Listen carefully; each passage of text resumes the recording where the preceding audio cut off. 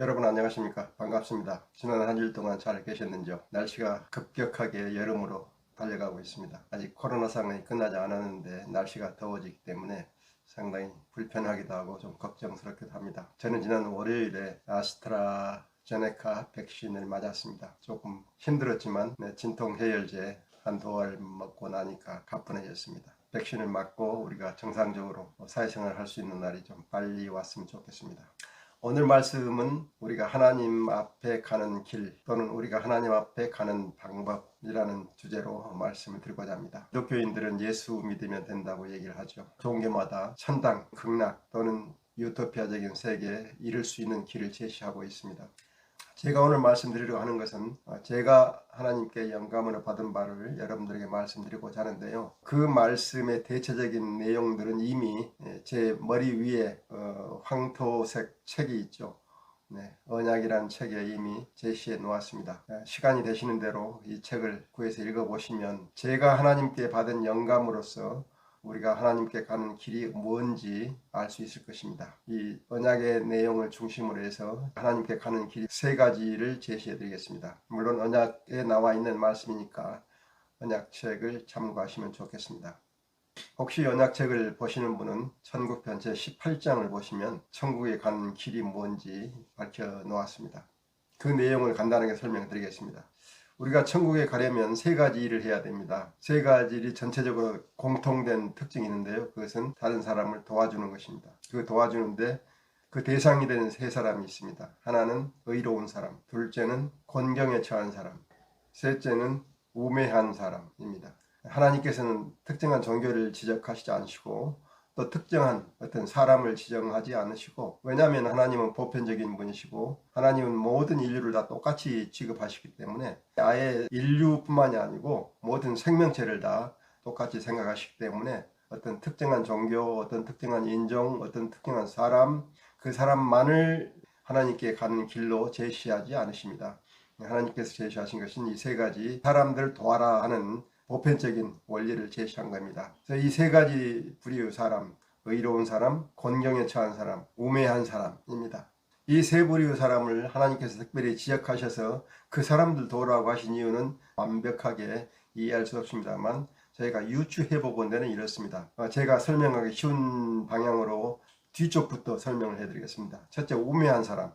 우매한 사람을 왜 도우라 하냐면 우매한 사람은 상황 파악을 제대로 할 수 없기 때문입니다. 자기의 능력으로 옳고 그른 걸 판단하지 못하고 다른 사람의 생각에 좌우되는, 다시 말하면 부하내동하기 쉬운 사람입니다. 또 이 사람은 자기의 권리를 자기 스스로 지킬 능력이 없는 사람입니다. 따라서 다른 사람에게 사기를 당하거나 다른 사람의 속임수에 넘어가거나 해서 자기가 지키고자 하는 가치를 지키지 못하고 다른 사람에게 피해를 받는다든지, 그래서 이 세상을 살아가는 상당히 어려움을 겪게 되는 겁니다. 결국은 우매한 사람은 곤경에 빠지기가 쉽겠죠. 그래서 가장 기본적으로 우매한 사람을 도와라.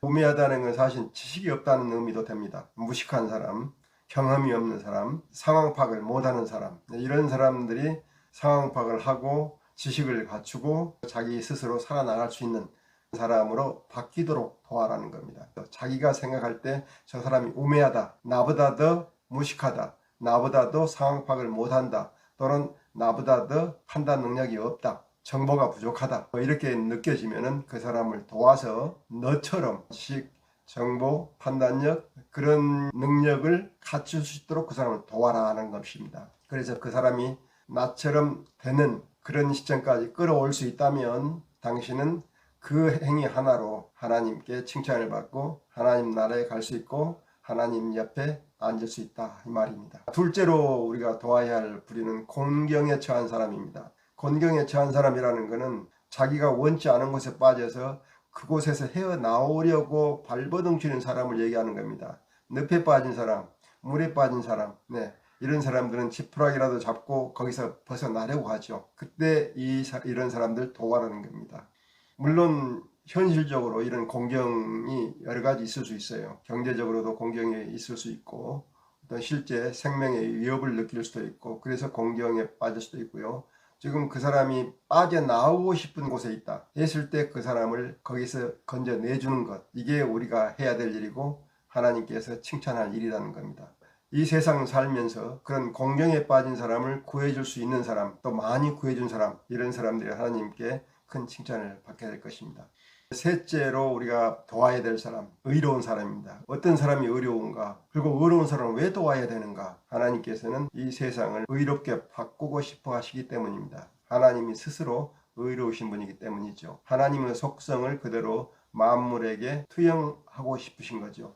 그러면 의로운 사람이란 어떤 사람인가에 대해서 우리가 진지하게 생각을 해야 합니다. 잘 아시는 것처럼 곤란에 처한 사람을 돕는 게 의로운 사람이죠. 또 무식한 사람을 가르쳐주는 게 의로운 사람이죠. 그런 사람들 등쳐먹지 않고 그런 사람들에게 도움을 주는 게 의로운 사람이죠. 그러면 그런 의로운 행위를 한 사람을 도우라는 것이었으니까 다른 사람이 의로운 행위를 하면 너도 그 의로운 행위를 하는 사람을 도와서 거기에 덧붙여서 의로운 행위를 하라는 겁니다. 사람이 스스로 의로운 행위를 할 수 있는 기회가 없어요. 예를 들면 금년 초에 서울역 앞에서 일어났던 일을 여러분들이 혹시 기억하실지 모르겠습니다. 눈이 펑펑 내리 쏟아지던 서울역 광장 앞이었습니다. 한 신사분이 한 노숙인에게 자기의 외투를 벗어주고 또 자기가 쓰고 있던 장갑을 벗어서 노숙인에게 끼워주고 그리고 목도리까지 돌려준 다음에 자기 지갑에서 돈을 5만원권을 꺼내서 이 노숙인에게 주는 장면이 포착됐습니다. 뒤에 알려진 바에 따르면 이 노숙인이 너무 추워서 지나가고 있는 이 신사에게 날씨가 너무 추우니 나에게 커피 한 잔만 사주실 수 없습니까? 라고 물었다는 겁니다. 그러자 이 신사는 초라한 이 노숙인을 보고 그냥 자기 외투를 벗어서 노숙인에게 입혀주고 그리고 자기 장갑을 벗어서 노숙인의 손에 끼워준 다음에 목도리까지 벗어서 노숙인에게 걸어주고 그리고 지금 사진에 보시는 것처럼 자기의 지갑에서 5만원짜리를 꺼내서 이 노숙인의 손에 쥐어주고 종종 사라졌다는 겁니다. 이 사진이 신사가 자기 지갑에서 5만원권을 꺼내서 노숙인에게 주고 있는 광경입니다. 노숙인에게 외투를 입혀주고 있는 광경이죠. 이렇게 하고 이 신사는 종종 걸음으로 자취를 감췄다고 합니다. 근데 이 사람은 그 뒤로 어디에서 또 나타나지 않았습니다. 어느 기자가 그 사람을 찾아내가지고 인터뷰를 할 수가 없었어요. 여러분 보시기에 이 사람은 의로운 사람이죠. 네. 제가 판단하기에는 이 사람은 이미 하늘나라에 가 계신 분입니다. 그분이 사후에 하늘나라에 가는 게 아니고 이분의 영혼은 이미 하늘나라에 도착했습니다. 그래서 하나님과 함께 계시는 분입니다. 앞으로 그분이 어떻게 살아갈지는 모르겠지만 그분은 이미 그 시점에서 그 행위를 하는 그 시점에 이미 그분의 영혼은 하나님께 가 계신 거예요. 하나님께서 하신 말씀이 그겁니다. 의로운 사람을 곤경에 빠진 사람을 도와라 하는 것은 하나님께서 그 곤경에 빠진 사람을 도우면 그 사람은 의로워지고 곧바로 하늘나라에 가게 되는 겁니다. 네. 그런데 우리는 그런 기회가 없어요. 그날 그분은 정말 행운이죠. 그 노숙인이 하필 자기한테 와서 그걸 요구했거든요. 그 사람한테 가서 요구하지 않았으면 다른 사람이 그 행운을 받아갔을 겁니다. 근데 그 사람으로서는 나에게 그 사람이 와줘가지고 내가 그런 의로운 일을 할 수 있게 했으니 얼마나 큰 행운입니까? 그래서 그 사람에게 베풀 수 있었고 그 즉시 그의 영혼은 하늘나라에 갔습니다. 못 믿으시겠어요? 하나님은 이미 그분을 받아들이셨어요. 네. 그런데 우리 같은 사람은 그럴 기회가 없으니까 어떻게 하겠습니까? 의로운 사람을 도우라 하는 것은 바로 이때 적용되는 얘기입니다. 그런 의로운 행위를 할 수 있는 사람, 하고 있는 사람, 하고자 하는 사람을 도우라는 겁니다. 의로운 행위라는 건 수없이 많아요. 우리는 그런 일을 하지 않고 그냥 일상생활을 하지 않습니까? 그래서 하나님께서는 그런 일을 하는 의로운 사람을 도우라 이렇게 얘기하신 겁니다. 그 도움이 그들을 돕는 것이 우리가 평범한 우리가 하나님을 만나는 길이다. 하나님 나라를 내가 진정으로 가고 싶다면은 진정으로 내가 하나님을 만나고 싶다면은 이 세 가지를 하라. 우매한 사람을 돕고 곤경에 빠진 사람을 돕고 의로운 사람을 도와라. 이런 일을 행하지 않고 특정한 사람을 믿고 특정한 종교를 믿고 이렇게 해서 하늘나라에 간다는 것은 그건 뻥이라 이거예요. 뻥. 하나님은 그걸 원하지 않으신다는 말이죠. 하나님은 모든 사람에게 다 열어놓고 계세요. 이러이런 일을 하는 사람은 누구든지 하늘나라에 갈 수 있고 하나님을 만날 수 있어요. 그 행위를 하는 즉시 하나님 나라에 가는 거예요. 그 의로운 행위를 한 이후에 실수를 해가지고 불의한 자가 되거나 또는 탐욕스러운 자가 된다면 그 사람의 공이 삭감이 되겠죠. 그래서 어느 날 그의 영혼이 하나님으로부터 크게 진노를 살 수 있겠지만, 그러나 그가 이룬 그 커다란 공, 이것은 하나님께서 잊지 않으십니다. 저도 저를 포함해서 하는 말입니다. 죽어서 하늘나라에 가고 싶거나 또는 살아있는 상태에서 하나님을 경험하고 싶거나 하나님을 만나고 싶은 분은 이 세 가지를 하시면 됩니다. 다른 거 안 하셔도 괜찮습니다.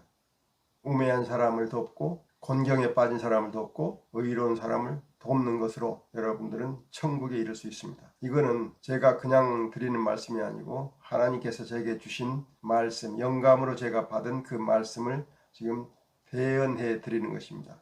하나님의 뜻은 인간의 말이 아니기 때문에 우리가 그대로 대언할 수가 없어요. 제가 그거를 한국어로 통역해 가지고 말씀드리는데 거기에 약간의 왜곡됨, 차이는 있을 수 있지만 큰 틀에서의 진리의 말씀은 그게 포함되어 있을 겁니다. 하늘나라에 가는 또 다른 길은 있을 수 있겠으나 이렇게 하는 것 자체는 분명히 하늘나라에 갈 수 있는 길이다 하는 말씀을 드리겠습니다. 오늘 말씀은 이것으로 마치겠습니다. 끝까지 들어주신 여러분께 감사합니다. 여러분 안녕히 계십시오. 다음 주에 뵙겠습니다.